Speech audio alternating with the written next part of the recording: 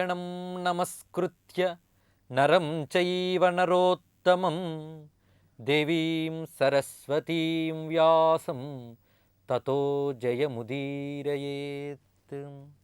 మూకం కరోతి వాచాలం పంగుం లంఘయతే గిరిం యత్కృపాతమహం వందే పరమానందమాధవం. నమో నారాయణాయ నమో భగవతే వాసుదేవాయ శ్రీ విష్ణవే నమః. అత్యంత మహిమాన్వితమైనటువంటి విష్ణు సహస్రనామ స్తోత్రానికి ధ్యాన శ్లోకాలను చెప్పుకుంటున్నాం. చివరి శ్లోకంగా సశంఖచక్రం సకిరీటకుండలం సపీతవస్త్రం సరసీరుహేక్షణం సహార వక్షస్థల శోభి కౌస్తుభం నమామి విష్ణుం శిరసా చతుర్భుజం. నిర్గుణుడైనటువంటి నిరాకారుడైన పరమేశ్వరుడు సగుణంగా సాకారంగా ఆవిర్భవించినప్పుడు ఆయన్ని ధ్యానిస్తున్నాం. అయితే నిర్గుణంగా నిరాకారంగా ఏ చైతన్య లక్షణం ఉందో ఆ లక్షణమే సగుణంగా సాకారంగా ప్రకాశిస్తూ అని ఇంతవరకు చెప్పుకున్నాం. మొత్తం ఆ శాంతాకారం భుజగశైన ఇవన్నీ కూడా ఆ పరతత్వాన్ని తెలియజేసేటువంటి లక్షణాలతో ఉన్న రూపమే స్వామివారిది. ఆ విధంగా ఆయన హృదయంపై ప్రకాశిస్తున్న కౌస్తుభము సర్వకాంతి మూలమైనటువంటి తేజపుంజము అని చెప్పుకున్నాం. ఇక ఆయన ధరించిన వనమాల ఏదైతే ఉందో స్వామివారు వనమాలను ధరిస్తారు. ఆ వనమాల నఖశిఖాపర్యంత ముఖరిత బంభరీ కమనీయ వనమాలికా మనోజ్ఞో అని విశ్వనాథ వారు వర్ణించారు. ఆ విధంగా ఆయన మెడను మొదలుకొని పాదము వరకు ప్రకాశిస్తూ ఉంటుంది ఆ వనమాల. అంత పెద్ద వనమాల అది, దివ్యమైన కుసుమాలతో ఉన్నటువంటిది. ఆ వనమాల దేనికి సంకేతమయ్యా అంటే స్వమాయాం వనమాలాక్షాం నానా గుణమయీం దధాత్ అని మహాభాగవతం చెప్తోంది. స్వమాయాం ఆయన యొక్క మాయాశక్తి, వివిధ గుణములతో కూడుకున్నటువంటి మాయాశక్తే వనమాలిగా ప్రకాశిస్తుంది. ఇక ఆయన ధరించిన యజ్ఞోపవీతం బ్రహ్మసూత్రం త్రివృత్స్వరం అన్నారు. ఆయన ధరించిన బ్రహ్మసూత్రం ఏదైతే ఉందో అది అకార ఉకార మకారాత్మకమైనటువంటి ఓంకార స్వరూపంగా ప్రకాశిస్తూ ఉన్నటువంటిది. ఇక ఆయన పద్మాన్ని పట్టుకున్నాడు. అరినలిన గదా శంఖపాణిర్ముకుంద అన్న ఆ నలినం పద్మం పట్టుకున్నాడు. ఆ పద్మం దేనికి సంకేతం అంటే ధర్మ జ్ఞానాదిభిర్యుక్తం సత్వం పద్మమిహోచ్యతే.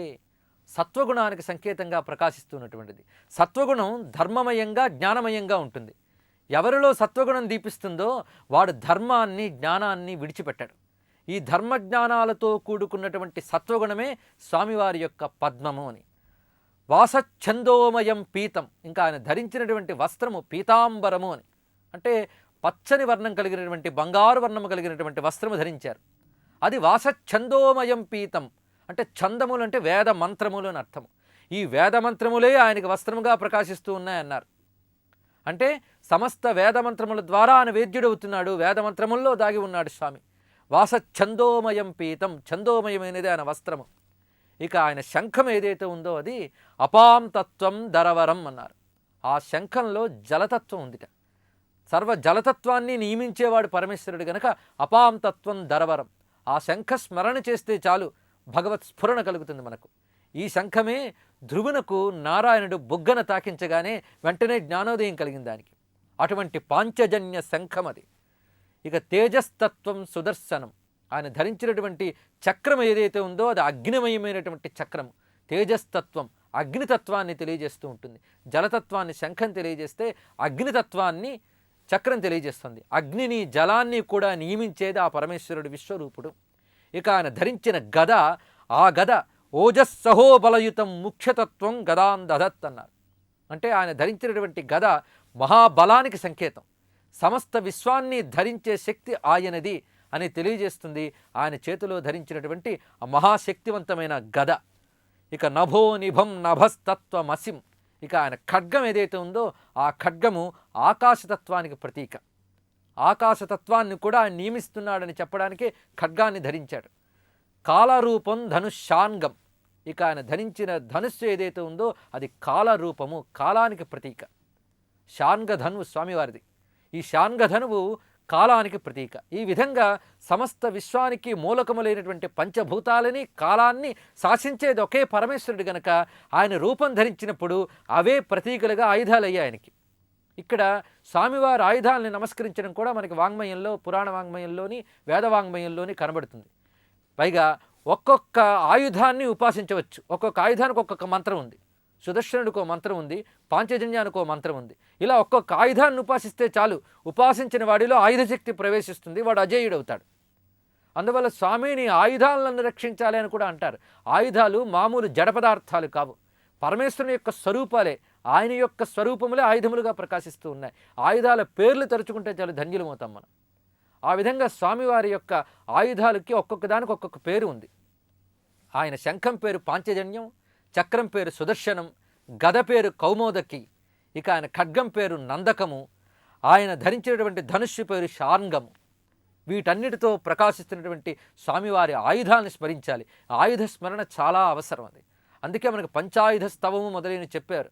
శంఖం సదాహం శరణం ప్రపద్యే, చక్రం సదాహం శరణం ప్రపద్యే, గదాం సదాహం శరణం ప్రపద్యే, శాంగం సదాహం శరణం ప్రపద్యే అని ఈ విధంగా వివిధ ఆయుధాలను శరణ వేడుతున్నానని చెప్పిన స్తోత్రములున్నాయి. ఆయుధ స్మరణ చాలా అవసరం విష్ణు సహస్రానికి. ఎందుకంటే విష్ణు సహస్రమే ఒక మహాయుధం. అందులో వివిధ ఆయుధాలు ధరించినటువంటి స్వామివారిని స్మరించాలని విష్ణు సహస్రాన్ని పరిశీలిస్తే మనకు తర్వాత ఎలాగో అర్థమవుతుంది. ఆ విధంగా స్వామివారిని మొత్తంగా ధ్యానించుకున్నాం. ఆ దివ్య మంగళ విగ్రహాన్ని మనస్సులోకి అనుసంధానించుకుని మొదటిగా చెప్పినటువంటి క్షీరోదన్వత్ ప్రదేశే శ్లోకంలో ఆ క్షీరసాగర తీరంలో ఉన్నటువంటి శుద్ధ సత్వమయుడైన స్వామిని చెప్పి, తర్వాత విశ్వరూపంగా భూపాదౌ యస్యనాభిహి అని సమస్త విశ్వరూపుడైన ఆ స్వామే శాంతాకారంగా భుజగశయనంగా కనబడుతూ ఉన్నాడు. అటువంటి చతుర్భుజుడైనటువంటి నారాయణ్ణి ధ్యానించాం. ఇప్పటి వరకు పూర్వపీఠిక పూర్తయింది. అంటే ధ్యానము, స్తోత్రము, ఋషి మొదలైన ప్రస్తావనంతా పూర్తి చేసుకుని తద్వారా హృదయం ముందు శుద్ధం కావాలి. అంటే హృదయం శుద్ధి కాగానే అప్పుడు ఆ శుద్ధమైన హృదయంలో విష్ణువుని ధ్యానించాలి. ఆ ధ్యానించిన విష్ణువుని భావకుసుమాలతో అర్చించాలి. ఆ అర్చించేటప్పుడు ఈ నామాలు వాడాలి. ఇది పద్ధతి అనమాట. ఆ పద్ధతిలో మొదలవుతోంది దివ్యమైన విష్ణు సహస్రనామ స్తోత్రం ప్రారంభమవుతోంది. స్వామివారి నామాలు ప్రారంభమవుతున్నాయి. ఇందులో 1000 నామాలు అని అంటారు. ఎక్కడి వరకు 1000 నామాలంటే సర్వప్రహరణాయుధ వరకు 1000 నామాలు. ఆ తర్వాత మరో 8 నామాలు ఉన్నాయి. వనమాలి, గది, శాన్గి, శంఖి, చక్రీ చ నందకి, శ్రీమన్నారాయణో విష్ణు వాసుదేవ అనేవి 8. మొత్తం 1008 నామాలు. అప్పటి వరకు ఉన్న శ్లోకాలు ఎన్ని అంటే 108 శ్లోకాలు. 108 శ్లోకాలు, 1008 నామాలు ఇందులో ప్రస్తావించబడ్డాయి. అయితే ఈ 1000 ఎందుకు చెప్తున్నా, 100 ఎందుకు చెప్తున్నా అన్నదానికి మనకు రుద్రం చెప్పుకున్నప్పుడు కూడా సమాధానం చెప్పాం. దాన్ని ఒకసారి ఇక్కడ గుర్తు చేసుకోవాల్సిన అవసరం ఉంది. సహస్రనామాలతోనే దేవుణ్ణి ఎందుకు కీర్తిస్తున్నాం అంటే, సహస్రము అనంతవాచకము అని. విశ్వం శతం సహస్రం సర్వం అక్షయవాచకం అని మహాభారత వచనం. విశ్వము, శతము, సహస్రము ఇవి అనంతత్వాన్ని తెలియజేస్తాయి. నారాయణుడు అనంతుడు. ఎంతటివాడు అనేది మన ఊహకందనటువంటి వాడు. ఆ అనంతుడైన వాడికి అనంత రూపాలు ఉన్నాయి, అనంత నామాలు ఉన్నాయి. అనంత నామాలంటూ అనంత రూపాలని ధ్యానించే శక్తి, స్మరించే శక్తి మనకు లేదు. ఆ అనంతత్వ శక్తి మనకు లేదు. ఎందుకంటే మనకు అంతం ఉంది. ఆ అంతమున్న మనం అనంతాన్ని స్మరించే ఫలం రావాలి అంటే అనంతవాచకమైనటువంటి ఈ సంఖ్యా పదాలతో ఆయన స్తోత్రించాలి. అనంతవాచకంగా ఉన్న సహస్రము, శతము వాడితే చాలు, మనం అనంతవాచకంగా ఉన్న స్వామిని స్తోత్రించినట్టే, పూజించినట్టే. అందువల్ల సహస్రనామాలంటే అనంతనామాలన్న ఫలితమే. అయితే వీటిని 1000తో ముగించవచ్చు కదా, 1008, 108 ఎందుకు చేశారని. అయితే 1008 మనం కలిపితే గణిత శాస్త్ర ప్రకారం 9 అవుతుంది. 9 పూర్ణ సంఖ్య. ఈ 9 నుంచే మిగిలినటువంటి అంకెలన్నీ వస్తూ ఉంటాయి. అందుకే పూర్ణ సంఖ్య చెప్పడం అంటే పూర్ణుడు పరమేశ్వరుడు, పరిపూర్ణుడు ఆయన. ఆ పరిపూర్ణుని స్మరించుతున్నాం అని చెప్పడానికి 1008, 108 చెప్పారు. అయితే ఈ 108, 1008 కూడా అర్థం ఉంది. అంటే ఇలా ఈ విధంగా మన స్తోత్రవాంగ్మయంలో ప్రతి దానికి ఎంతో పరమార్థం ఉంటుంది. అంకె పెట్టడంలో కానీ, శబ్దం వేయడంలో కానీ, అక్షరంలోనూ, అంకెలోనూ, గీతలోనూ కూడా దైవం ఉంటాడు. ఆ కారణం చేత వాటిని ప్రయోగించేటప్పుడు చాలా జాగ్రత్తగా ప్రయోగించాలి. మన శాస్త్రాల్లో కూడా ఇన్ని మర్మాలు దాగి ఉంటాయని తెలుసుకుని వాటిని గౌరవించడం ముందు తెలుసుకోవాలి, తర్వాత ఆచరించడం. ఈ విధంగా అనేక రహస్యాత్మకంగా ఉన్నటువంటి సహస్రనామంలో 108 శ్లోకములు ఎందుకున్నాయని. 108లో మొదటున్నది ఒకటి. ఆ ఒకటి ఏకం అద్వితీయం బ్రహ్మ అని, ఉన్నది ఒక్కటే అని. కిమేకం దైవతం లోకే అని చెప్పినట్లు ఆ ఏకం అనే దానికి సంకేతంగా మొదట ఒకటి ఉంది. తర్వాత 0 ఎందుకంటే జగన్మిథ్యాత్వాన్ని తెలియజేస్తూ ఈ జగత్తుకి సంకేతంగా 0 ఉన్నది. ఆ తర్వాత ఉన్నది 8. ఆ 8 ప్రకృతికి సంకేతం. భూమిరాపో నలో వాయు ఖం మనో బుద్ధిరేవచ అహంకార ఇతీయం మే భిన్నా ప్రకృతి రష్టధ అని భగవద్గీతలో చెప్పారు. ప్రకృతి 8 విధాలుగా ఉందని. పంచభూతములు, మనోబుద్ధి, అహంకారములు కలిపితే ప్రకృతి. ఈ విధంగా 8 సంఖ్య ప్రకృతిని తెలియజేస్తుంది. అంటే ఏకమైనటువంటి పరబ్రహ్మ జగత్తులో ప్రకృతిగా వ్యాపించి ఉన్నాడు అని. ఈ విధంగా బ్రహ్మము, జగత్తు, ప్రకృతి ఈ 3 కూడా భగవన్మయంగా దర్శించాలి గనక 108, 1008 చెప్పారు. అక్కడ 2 సున్నాలు వచ్చినా జగత్తుకే సంకేతం. అది 2 సున్నాలు కాదు, 1000 సున్నాలు చెప్పినా జగత్తు యొక్క విస్తృతినే తెలియజేస్తుంది అది. ఈ విధంగా ఆ 108, 1008 కూడా బ్రహ్మని, జగత్తుని, ప్రకృతిని తెలియజేస్తుంది. ఈ మూడింటిని భగవన్మయం చేసుకోవడమే 108ని, 1008ని ప్రయోగించడం అని తెలుసుకోవాలి. ఈ విధంగా సహస్రనామాలు కూర్చోబడ్డాయి. దీన్ని స్తోత్రం అన్నారు. నామములతో చేస్తున్న స్తోత్రము. స్తోత్రము అంటే పరమేశ్వరుని యొక్క వైభవాన్ని, గుణాన్ని కీర్తించడం కదా. అయితే ఈ స్తోత్రం ఎలా ఉండాలో ఆదిశంకరులు చెప్తారు. నమస్కార తథాశిశ్చ సిద్ధాంతోక్తి పరాక్రమ విభూతి ప్రార్థనా చేతి షడ్విధం స్తోత్రలక్షణం అన్నారు. స్తోత్రలక్షణం ఎటువంటిదంటే నమస్కారం ఉండాలి దానిలో. అంటే పరమేశ్వరునికి చేసే నమస్కారం ఉంటుంది స్తోత్రంలో. తథా ఆశీశ్చ, ఆశీస్సులు ఉండాలి.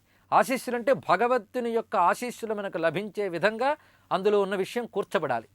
ఆశీశ్చ సిద్ధాంతోక్తి, సిద్ధాంతం అంటే స్థిరీకరించి చెప్పే సత్యం సిద్ధాంతం.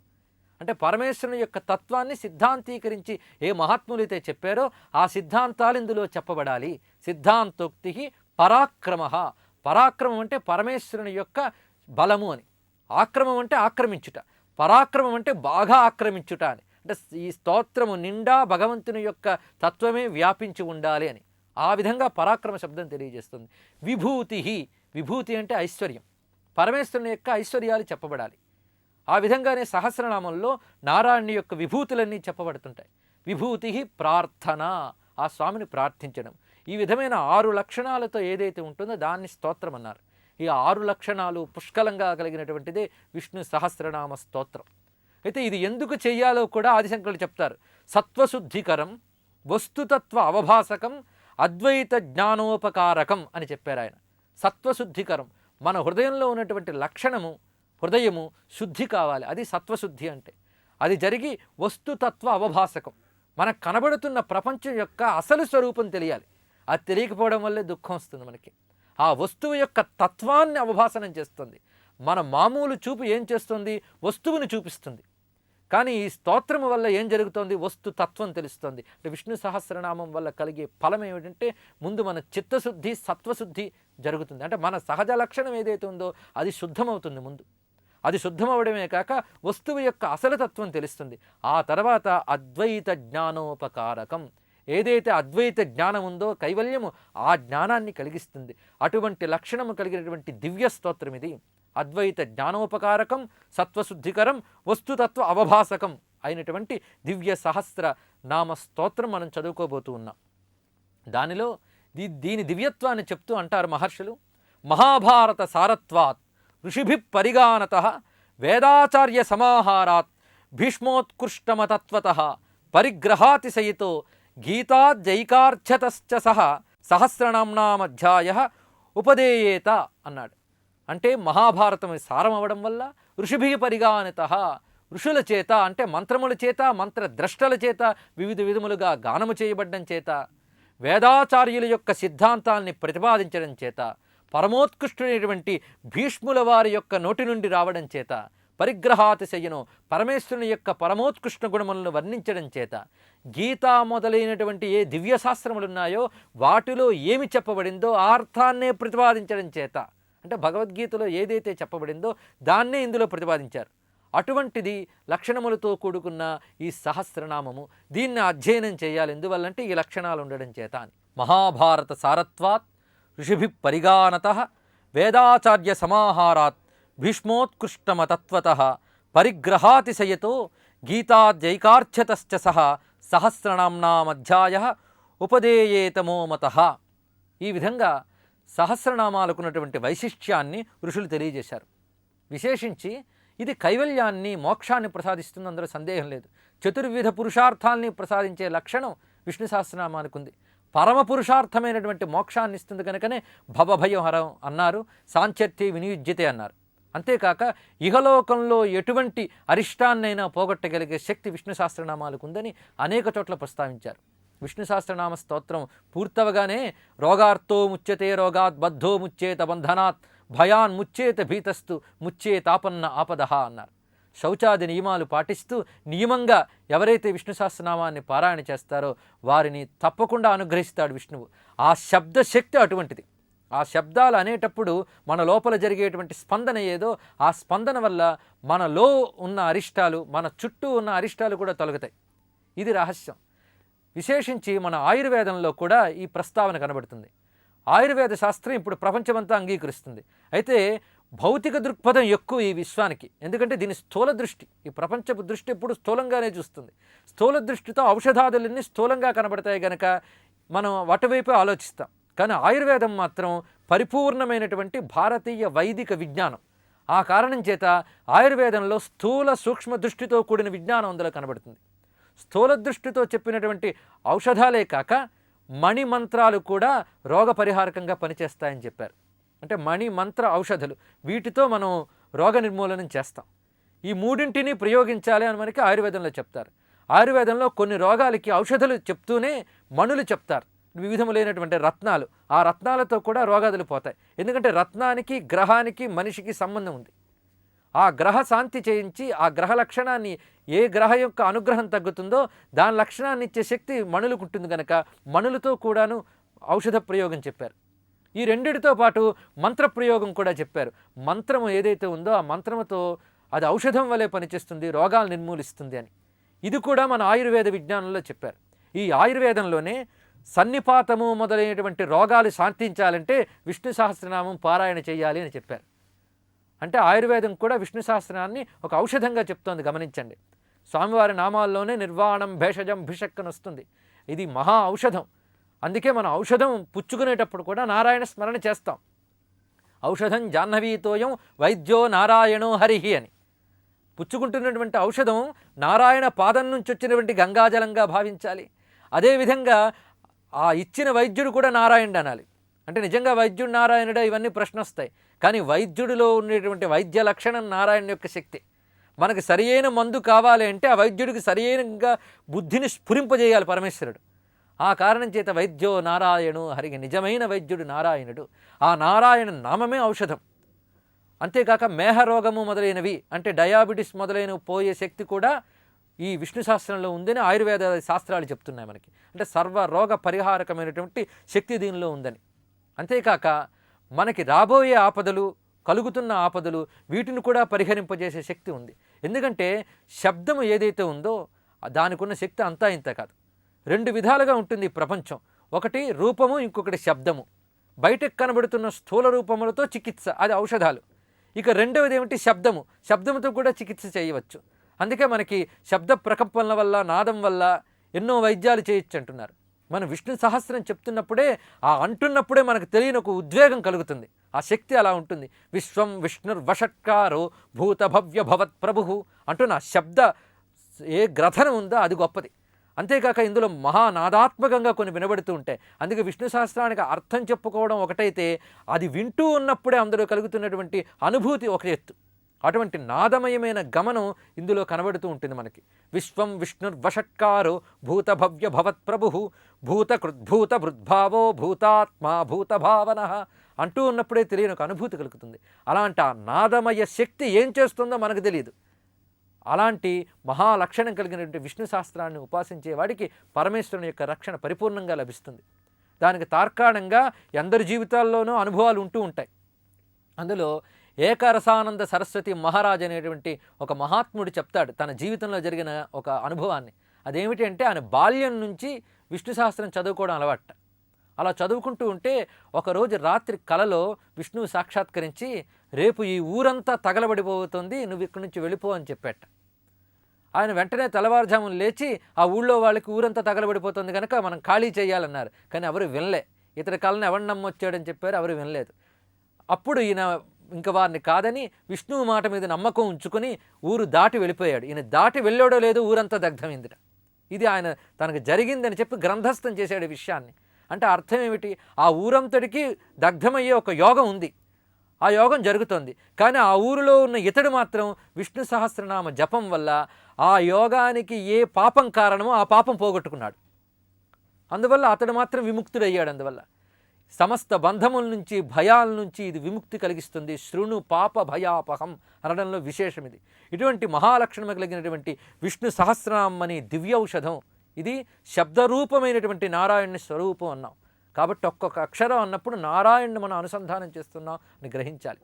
కేవలం ఒక శబ్దంగా కాకుండా నారాయణ స్వరూపంగా భావించాలి దీన్ని అనేక మంది వ్యాఖ్యానించారు. ప్రధానంగా ఆదిశంకరులు, ఆయన అద్వైత సిద్ధాంత ప్రవక్త అయినటువంటి మహానారాయణ భక్తులు, ఆయన దీనికి వ్యాఖ్యానం రచించారు, జగత్ప్రసిద్ధమైన వ్యాఖ్యానాన్ని. తర్వాత రామానుజాచార్యుల వారి ప్రేరణ చేత పరాశర భట్టరు అత్యద్భుతమైన వ్యాఖ్యానాన్ని దీనికి రచించారు. ఆయన రచించిన ఆ వ్యాఖ్యానము భగవద్గుణ దర్పణం అనే పేరుతో రచించారు. ఇక మధ్వమతం ప్రకారం, ద్వైతమతం ప్రకారం సత్యసంధ తీర్థులు అనేటువంటి వారు వ్యాఖ్యానించారు. ఇలా మతత్రయ భాష్యమే కాక అనేక మంది విష్ణు శాస్త్రానికి భాష్యాలు రచించారు, ఇప్పటికీ రచిస్తూ ఉన్నారు. వారి వారి ఉపాసనా బలం, అనుష్ఠాన బలం వల్ల ఆ అనంతుడైన నారాయణుడు అనంత భావాలను ఇందులో పలికిస్తూ ఉన్నాడు. అంటే ఒక్కొక్క నామంలో ఎన్నెన్నో అర్థాలు దాగుంటాయి, అనంతార్థాలు దాగుంటాయి. అందుకే నామం మంత్రం అవుతూ ఉంటుంది. అటువంటి మహామంత్రం మయమైనటువంటి ఈ నామాలకి వ్యాఖ్యానం రచించిన పెద్దలందరికీ నమస్కరించి మనం చెప్పుకోబోతూ ఉన్నాం ఇందులో. అయితే వీటిని చెప్పుకోబోతున్నప్పుడు నా బుద్ధి నేర్పుతో చెప్తున్నాను, నేను చదివిన పుస్తకాలన్నీ సమీకరించి చెప్తున్నాను అంటే చెల్లదు. భగవంతుడి అనుగ్రహం ఉంటే గానీ శబ్దంలో దాగిన అర్థం స్ఫురించదు, అర్థంలో దాగిన అనుభవం అందదు. ఆ అనుభవం అందాలి, అది ప్రధానం.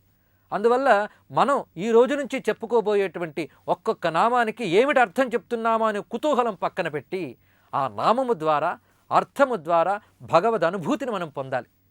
ఆ నారాయణుని యొక్క లీలలు, కథ, తత్వము, ఆ దివ్యమంగళ విగ్రహము, వీటితో మనస్సు తన్మయం చెందాలి.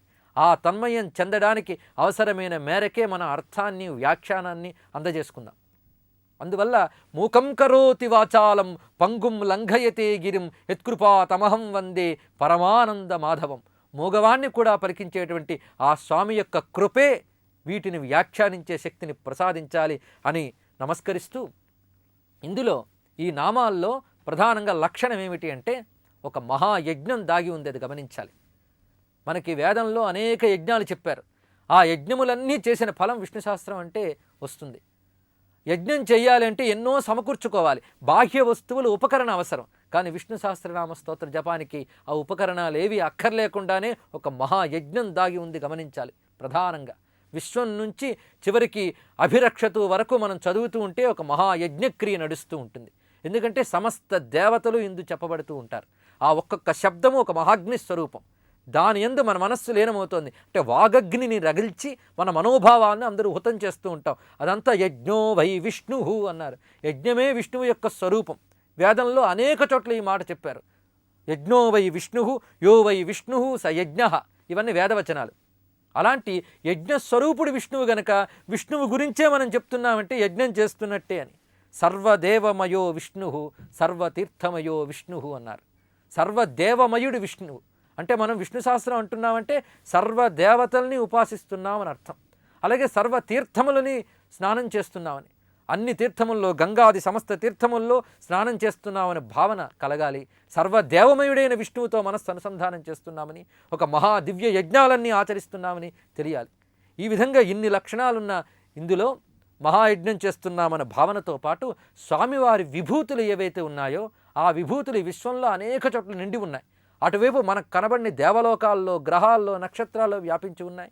మనకు కనబడుతున్న ఈ జగత్తులోనే ఉన్నాయి. అలా ఈ జగత్తు నిండా, వీటి నిండా నిండిపోయినటువంటి ఆ విభూతుల్ని మనం స్మరణ చేస్తూ ఆ విభూతులతో మనస్సుని అనుసంధానం చేస్తున్నామని స్పృహ కలగాలి. ఇంకొకటి, స్వామివారి యొక్క అవతార వైభవాలు ఇందులో ఉన్నాయి. అంటే నారసింహావతారం, రామావతారం, కృష్ణావతారం, మత్స్యావతారం, ఇలా వివిధములైనటువంటి విష్ణు అవతారాలు ఉన్నాయి. ఇందులో ఒక్కొక్క అవతారాన్ని ఉపాసిస్తే చాలు తరించిపోతాం. రామాని తరించిపోయిన వారు ఎందరున్నారు. ఆ రామునికి ఎన్ని రకాల మంత్రాలు ఉన్నాయి. అలాగే నరసింహస్వామికి ఎన్ని మంత్రాలు ఉన్నాయి. ఇక కృష్ణస్వామికి ఉన్న మంత్రాల గురించి చెప్పనలవి కాదు. ఇందులో ఒక్కొక్క మూర్తిని తీసుకుని ఉపాసించినా చాలు. ఏ మూర్తి అయినా విష్ణువు ధరించిన మూర్తే. కృష్ణ భక్తులు కూడా విష్ణు సహస్రనామంతోనే పూజ చేసుకోవచ్చు. రామభక్తులు కూడా విష్ణు సహస్రనామంతోనే పూజ చేస్తారు. నరసింహస్వామి భక్తులు కూడా విష్ణు సహస్రనామంతోనే పూజ చేస్తారు. ఇంకా చెప్పాలి అంటే శివభక్తులు కూడా విష్ణు సహస్రనామంతోనే పూజ చేయాలి. ఎందుకంటే శివునికి విష్ణువునికి భేదము లేదు, సర్వదేవతలు ఇందులో చెప్పబడ్డారు. ఏకో దేవః అని ఆ ఏకదైవం ఇందులో ప్రతిపాదించబడింది. బాగా తెలుసుకోవాలి. ఏకో దేవ కేశవో వా శివో వా అన్నారు. ఆ ఏకదైవమే కేశవుడు శివుడు అంటూ ఉన్నాం. ఆ ఏకదైవం చెప్పబడింది కనుక సర్వదేవతలు ఇందులో స్తుతింపబడుతూ ఉన్నారు. అందుకే దీన్ని యూనివర్సల్ ప్రేయర్ అంటారు. అంటే విశ్వజనీనమైనటువంటి ప్రార్థన. ఎందుకంటే విశ్వరూపుణ్ణి ఇక్కడ మనం ప్రార్థిస్తూ ఉన్నాం. భూపాదౌ యస్య నాభి అన్నప్పుడు ఈ భూమి ఎవరిది? ఎవరో కొద్దిమందిదా? కాదు కదా, సర్వులది. ఆ విధంగా భూమి ఆకాశము ఇవన్నీ నిండిపోయిన ఒకే చైతన్యం అందరూ అనుభవిస్తున్నది. ఆ చైతన్యమే మనలోనూ అవతల వ్యాపించి ఉన్నటువంటిది. అందుకు సర్వదేవమయుడు సర్వ విశ్వమయుడు అయినటువంటి తత్వంతో అనుసంధానిస్తున్నాం గనక ఇది విశ్వజనీనమైనటువంటి తాత్విక ప్రార్థన. ఇన్ని దివ్య లక్షణాలు ఉన్నటువంటి స్తోత్రం గురించి చెప్పుకోవడము వినడము కూడా ఒక మహాయోగము, ఒక భాగ్యము.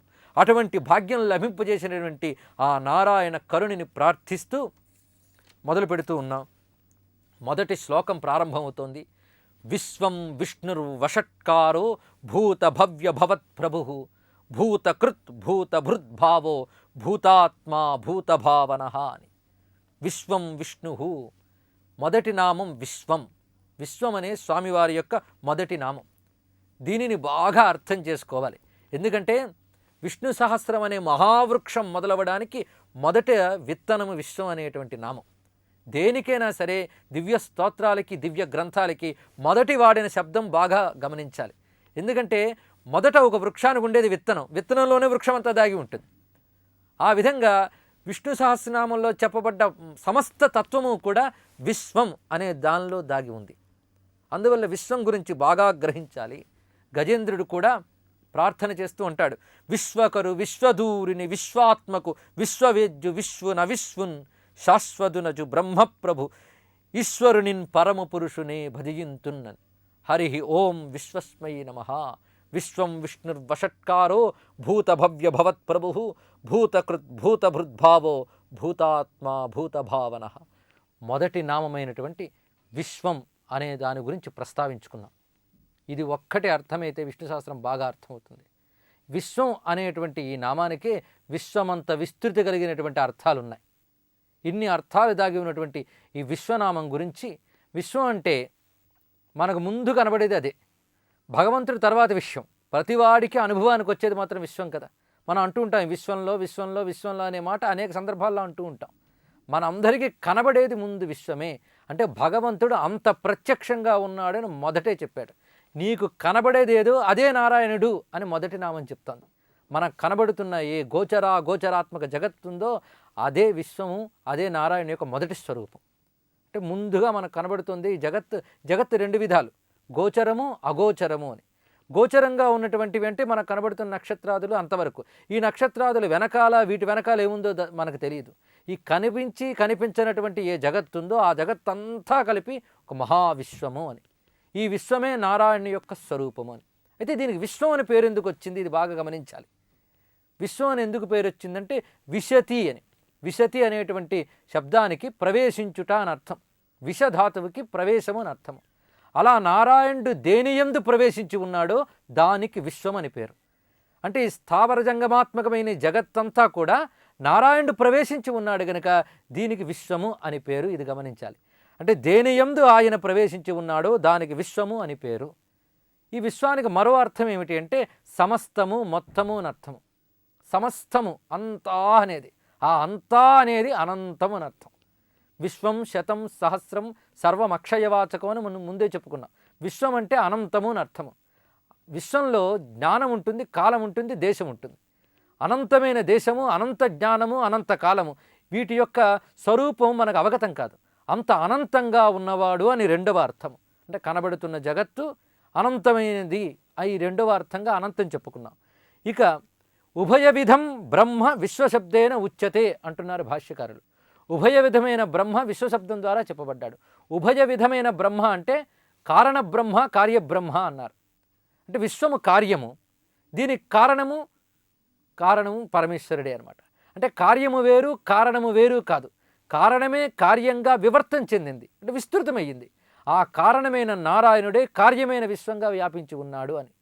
విశతి అంటే ప్రవేశించి సర్వము నిండి ఉన్నటువంటి ఆ నారాయణ్ణే ఉభయవిధ బ్రహ్మం అంటే కారణమైన వాడు, కార్యమైనటువంటి వాడు అని.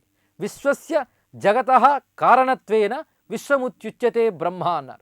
అంటే జగత్తుకి కారణం అవ్వడం చేత విశ్వం అనే పేరుతో చెప్పబడుతూ ఉన్నాడు పరమేశ్వరుడు. యద్వా పరస్మాత్ పురుషాన్నభిన్నమిదం విశ్వం పరమార్థతః తేన విశ్వమత్యభిధీయతే అన్నారు. అంటే కనబడుతున్న విశ్వము పరమేశ్వరునికి అభిన్నము. అంటే కనబడుతున్న విశ్వమంతా నారాయణ యొక్క స్వరూపమే. ఇది గమనించాలి. అంటే మనం ఏది అనుభవిస్తున్నా, ఏది చూస్తున్నా అది నారాయణ యొక్క స్వరూపమే. ఇదే ఉపనిషత్తులో ప్రతిపాదింపబడింది. బ్రహ్మైవేదం విశ్వమిదం వరిష్టం అని. బ్రహ్మైవ ఇదం విశ్వం, ఆ పరబ్రహ్మమే ఈ విశ్వమంతా ఉన్నాడని. పురుష సూక్తంలో కూడా పురుష ఏవేదం విశ్వం అన్నారు. ఆ పరమపురుషుడే విశ్వంగా వివృతం చెందాడు అని. ఆ విధంగా సమస్త గోచరాత్మక జగత్తుని ఇందులో చెప్పి విశతీతి విశ్వం బ్రహ్మ అన్నారు. ఆ పరబ్రహ్మ ప్రవేశించి ఉండడం చేత అని. దీనికి ప్రమాణంగా తత్ సృష్ట్వా తదేవ అనుప్రావిశత్ అని. దీన్ని సృష్టించి దీని యందు ప్రవేశించాడు అని. జగత్తుని సృష్టించడమే కాక దాని యందు ప్రవేశించాడని. దీనికి మనకు పురాణంలో కథ ఉన్నది. బ్రహ్మదేవుడు సమస్త బ్రహ్మాండాల్ని నిర్మించాడు ఆ నారాయణుని యొక్క అనుగ్రహ శక్తి చేత. సృష్టి చేసిన వెంటనే అవి చలనం లేకుండా ఉన్నాయట, వాటిలో చైతన్యం లేదు. అలా చలనం లేకుండా ఉన్నప్పుడు ఆయన ఒక్కసారి ఆ నారాయణుని ధ్యానించాట. అప్పుడు ఆ నారాయణుడు ఆ బ్రహ్మాండంలోకి ప్రవేశించాడు. ప్రవేశించి దానిలో చైతన్యం కలిగించాడు అని. అలా తాను ప్రవేశించి దానికి చైతన్యం కలిగించాడు గనక తత్ సృష్ట్వా తదేవ అనుప్రావిశత్ ఇది విశ్వం. దానిలో ఆయన ప్రవేశించి ఉన్నాడు. అంటే విశ్వం అనగానే ఏం గుర్తు రావాలి? దాని యందు ఉన్న చైతన్యం గుర్తు రావాలి. కనిపిస్తున్న వస్తుజాతము కాక వస్తుజాతము ఉన్న చైతన్యం ఏదైతే ఉందో అదే విశ్వనామం చేత తెలియబడుతుంది. అంతేకాదు విశతి అంటే దేని యందు ఈ విశ్వమంతా ప్రవేశిస్తోందో అది విశ్వం. సమస్త జగత్తు దేని యందు ప్రవేశిస్తోందో అది విశ్వం. సమస్త జగత్తు దేని యందు ప్రవేశిస్తోంది? యత్ ప్రయత్యభిసంవిశంతి అన్నారు. విశంతి అంటే ప్రవేశించుట. ఈ జగత్తంతా ప్రళయకాలంలో దేని యందు ప్రవేశిస్తోందో అది విశ్వం అంటే నారాయణుడు. సృష్టి స్థితి లయ కారకుడు అని కూడా అర్థం చెప్పారు. ఈ విధంగా విశంతి సర్వాని భూతాని అస్మిన్ అని. సర్వభూతములు దేని యందు లయం చెందుతున్నాయో ఆ లయస్థానము కూడా విశ్వశబ్దం చేత తెలియబడుతోంది. అంటే విశ్వం అంటే సృష్టి స్థితి లయ కారకమైన పరబ్రహ్మ అని అర్థం. ఇంతేకాక ఓంకారం అని ఒక అర్థం ఉంది విశ్వశబ్దానికి. దీని గురించి ఆదిశంకరులు చెప్తూ ఇత్యాది స్మృతేశ్చ విశ్వశబ్దేన ఓంకారో అభిధీయతే. విశ్వశబ్దం ద్వారా ఓంకారం చెప్పబడుతోంది. అంటే ఓంకారము సమస్త విశ్వానికి మూలకమైనటువంటి శబ్దము. అంటే ఇది కాస్మిక్ సౌండ్ అంటారు దాన్ని. వాచ్య వాచకయో అత్యంత భేదాభావాత్ విశ్వమిత్యోంకార ఏవ బ్రహ్మేత్యర్థ. ఓంకారమే విశ్వం అని అర్థం. అంటే ఏదైనా ప్రారంభించాలంటే ఓంకారంతో ప్రారంభిస్తాం కదా. విష్ణు సహస్రం కూడా విశ్వశబ్దంతో ప్రారంభమైంది. దీనికి ఓంకారం అనే అర్థం అన్నారు. ఓమితి బ్రహ్మ ఓమితీదం సర్వం అని. విశ్వం అంటే సర్వము అని అర్థం కదా. ఓమితీదం సర్వం అని వేదవాక్యం. సర్వము ఓంకారమే అని. విశ్వం అంటే ఓంకార స్వరూపము అని అర్థం. అంటే ఇప్పుడు ఎన్ని అర్థాలు దీనికి చెప్పుకున్నాం మనం. ప్రపంచము అనే ఒక అర్థము, జగత్తు యందు ప్రవేశించువాడు అని ఒక అర్థము, దేని యందు పరమేశ్వరుడు ప్రవేశించాడో అది విశ్వం అని మరొక అర్థము, సమస్తము అయినది అని మరొక అర్థము, అనంతము అని మరొక అర్థము. అనంత రూపాలు అనంత నామాలు కలవాడు గనక నారాయణుని విశ్వం అన్నారు. ఇక ఓంకారము అని ఇంకొక అర్థం చెప్పుకున్నాం. కారణమైన వాడు అని మరి ఒక అర్థము, సృష్టిస్థితులయ్య కారకుడు అని ఇంకొక అర్థం. ఈ విధంగా విశ్వశబ్దానికి ఇన్ని అర్థాలు చెప్పాం. అంటే మనకు కనబడుతున్న ఏ ప్రపంచం ఉందో ఆ ప్రపంచమే నారాయణ స్వరూపం అని తెలియాలి బాగా. విశ్వం ఆధారం చేసుకునే అద్వైత సిద్ధాంతం వేదాంతం అంతా ఉంది. భగవంతుడు ఎక్కడో లేడయ్యా, ఏ వైకుంఠంలోనో కైలాసంలో లేడు, విశ్వమే ఆయనయ్య ఉన్నాడు అని అది తెలిస్తే భగవద్ అనుభూతిని విశ్వం నుండే మనం అనుభవిస్తాం. సచ సర్వస్యైకాత్మత్వో రాగాదయ సంభవంతి అని. ఎప్పుడైతే సర్వము విశ్వమయం అంతా విష్ణువే అని తెలిసింది ఎప్పుడో వెంటనే మనకి అనురాగము కానీ ద్వేషం కానీ రెండూ ఉండవు, భక్తి మాత్రమే ఉంటుంది. భగవంతుడే సర్వం ఉన్నప్పుడు ఎవరిని ద్వేషిస్తాం, ఎవరిని హింసిస్తాం? పాపం చేయడానికి భయపడతాం, హింస చేయడానికి భయపడతాం. విశ్వమంతా ఆయనే ఉన్నాడు, ఆయనే గమనిస్తున్నాడు అని ఎవరైతే ఉంటారో వారికి భిన్న దృష్టి ఉండదు. అదే సమదృష్టి అంటే. ఆ సమత్వం లభిస్తుంది. ఈ విషయమే ఈ విశ్వాన్ని బాగా అర్థం చేసుకున్నటువంటి వాడే ప్రహ్లాదుడు. అందుకే విశ్వశబ్దానికి వ్యాఖ్యానం చెప్తూ ప్రహ్లాదుడి మాటల్ని ఉటంకించారు ఆదిశంకరులు. విశ్వశబ్దం గురించి అంత స్పష్టంగా అర్థం చేసుకున్నవాడు ఆయనే. అందుకే కలడంబోధి కలండు గాలి కలడాకాశంబునన్ కుంభినిన్ కలడగ్నిన్ దిశలన్ పవళ్ళ నిశలన్ ఖజ్జోత చంద్రాత్మలన్ కలడోంకారమునన్ త్రిమూర్తుల త్రిలింగ వ్యక్తులందంతటన్ కలడీసుండు కలండు తండ్రి వెదకంగా నేలయ్యా ఎడల్లన్నాడు. వెతకడమేంటయ్యా, విశ్వమే ఆయన రూపం, విశ్వమంతా ఆయనే ఉన్నాడు అని చెప్పాడు ఆయన. ఆ ఉన్నది ఇందుగలడందులేడని సందేహము వలదు అని చెప్పినటువంటి మహాత్ముడు ప్రహ్లాదుడు. ఆయన రాక్షస కుమారులతో చెప్తూ ఉంటాడు. ఎప్పుడు ఆయన పాఠశాలలో పిల్లలందరినీ దగ్గర కూర్చోబెట్టుకుని ఆయన చెప్తున్నాడు. గురువులు లేని సమయంలో తోటి విద్యార్థులకు ఆయన చేసిన ఉపదేశం ఏంటంటే విశ్వతత్వాన్ని ఉపదేశిస్తాడు ఆయన. విష్ణు పురాణంలో ఈ విషయం చాలా చక్కగా చెప్పారు. ఏతే భిన్నదృశాన్ దైత్య వికల్పా కథితామయ కృత్వాభ్యుపగమం తత్ర సంక్షేప శ్రూయతాం మమ. మనకి అనేక ద్వేషాలున్నాయి, కోపాలున్నాయి, తాపాలున్నాయి. ఇవన్నీ భిన్న దృష్టి వల్ల వస్తున్నాయి సుమా. ఆ భిన్న దృష్టి పోవాలంటే విశ్వం అనే శబ్దాన్ని అర్థం చేసుకోవాలి. విశ్వం నారాయణమయమైనది విశ్వం. ఆయన మనకు కనబడుతున్న జగత్తంతా ఆయనే అయినప్పుడు మనం కోపం చూపించినా పాపం చేసినా నారాయణునికి అపచారం చేయడమే అని చెప్తున్నాడు.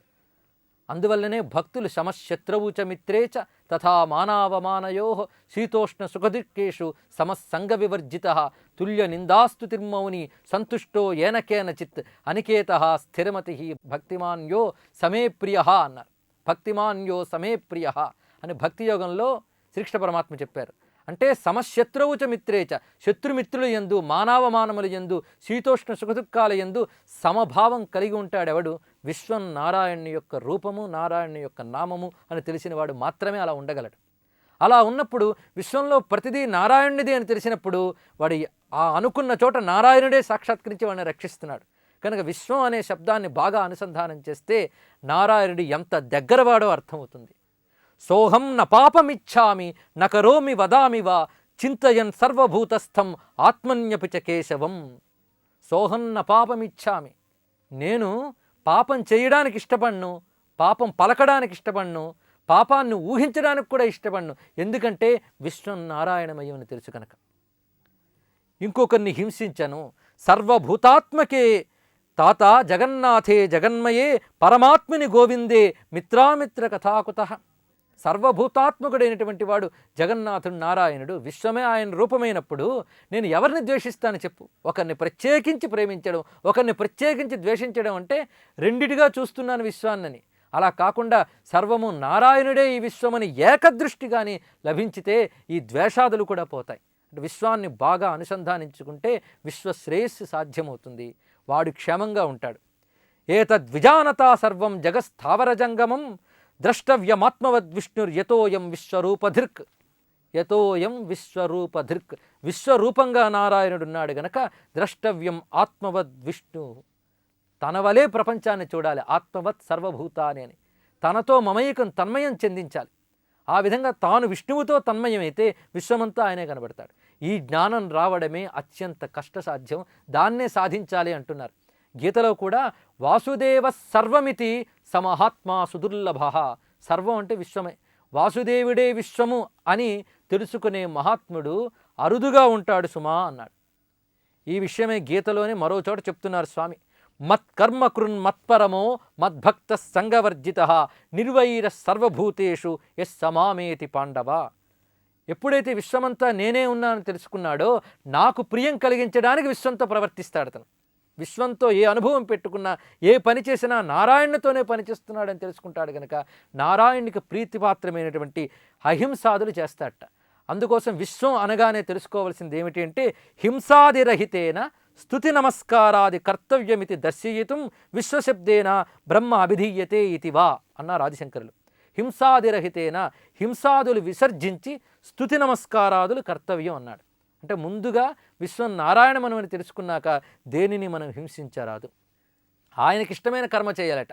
ఆయనకిష్టమైన కర్మ అనే దాని గురించి చెప్తూ విష్ణు భక్తుడు విశ్వమే విష్ణువు అనే భావనతో ఉంటాడు. దానికి విష్ణు పురాణంలో నచలతి నిజ వర్ణధర్మతోయ సమమతిరాత్మ సుహృద్విపక్షపక్షే నహరతి నచహంతి కించిదుచ్చై స్థితమనసం తమవేహి విష్ణుభక్తం. విష్ణు భక్తుని నువ్వు ఎలా పోల్చుకోవాలి అంటే అతడు కించిదుచ్చ స్థితై. విష్ణు భక్తుడు అని ఎలా పోల్చుకోవాలి అంటే అతడి మనసు ఉచ్చస్థితిలో ఉంటుంది. ఉచ్చస్థితిలో ఉండి విశ్వమంతా విష్ణువుగా దర్శిస్తుంది. ఆ కారణం చేత అతడు నచలతి నిజవర్ణ ధర్మతో, తనకు విధింపబడ్డ వర్ణాశ్రమ ధర్మాల నుంచి చ్యుతుడు కాడు, వాటిని పాటిస్తూ సమమతి, ఈ సమమతి అనేది సాధ్యమవుతుంది విశ్వం నారాయణ యొక్క రూపము నామము అని తెలుసుకున్నాక. ఆత్మసుహృద్ విపక్షపక్షే, తనయందు మిత్రులయందు శత్రువులయందు కూడా ఏకదృష్టితో ఉంటాడు. నహరతి నచహంతి, ఇతరుల ద్రవ్యాల్ని అపహరించడు, ఇతరుల్ని హింసించడు. ఎందుకంటే ఇతరుల్ని హింసించాడంటే నారాయణునికి అపచారం చేస్తున్నానని భావిస్తాడు, ఎందుకంటే విశ్వం నారాయణుడు గనక. ఈ విధంగా ఎవడుంటాడో అతడు విష్ణు భక్తుడు అని. అంటే విశ్వం అనే దాన్ని బాగా అర్థం చేసుకున్నవాడే విష్ణు భక్తుడు. విశ్వరూపుడై ఉన్నటువంటి వాడు ఆ నారాయణుడు. అంటే కనబడే జగత్తంతా ఆయన స్వరూపం అన్నాం. అంటే దేని యందు ఆయన ప్రవేశించి ఉన్నాడో అది విశ్వము, అలా ప్రవేశించిన వాడు విష్ణువు. బాగా అర్థమైంది కదా. దేని యందు ఆయన ప్రవేశించి ఉన్నాడో అది విశ్వము, అలా ప్రవేశించిన వాడు విష్ణువు. అంటే దీని యందు నిండి వ్యాపించిన వాడు విష్ణువు అని అర్థము. దాని గురించిన అర్థం రేపు చెప్పుకుందాం. నమో నారాయణాయ, నమో భగవతే వాసుదేవాయ, శ్రీ విష్ణవే నమః.